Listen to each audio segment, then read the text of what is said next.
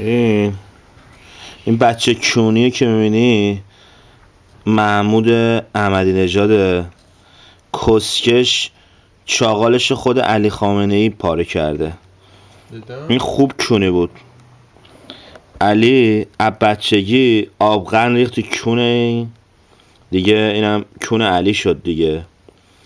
پراشم خود علی بریده. بچه که بود خوب ملق میزد خارکسته. از اونجا شروع شد که بالای درخت، اون وقتی که میمون بود. خلاصه من به همه بچه بسیجی ها، سپاهی ها، بچه کونی هایی که واسه چندرغاز هر کاری میکنن بهتون بگم که من مادرتون رو میگم، من خار مادرتون رو میگم. فکر نکنی که تو خیابون بعضی موقع قصر در میرین ها، گوش میدی؟ ولی کمونتون رو من پاره میکنم دیگه. به این نتیجه رسیدم که باید مادر تک تکتون رو بگایم دیگه. کونتون پاره است.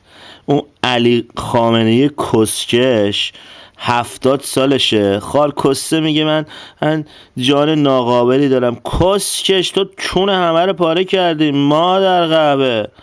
خار کسته کیرم تو کسته خار مادرت. یه نفری کون 70 میلیون پاره کردی. کسکش کمون تو من پاره میکنم. خار کس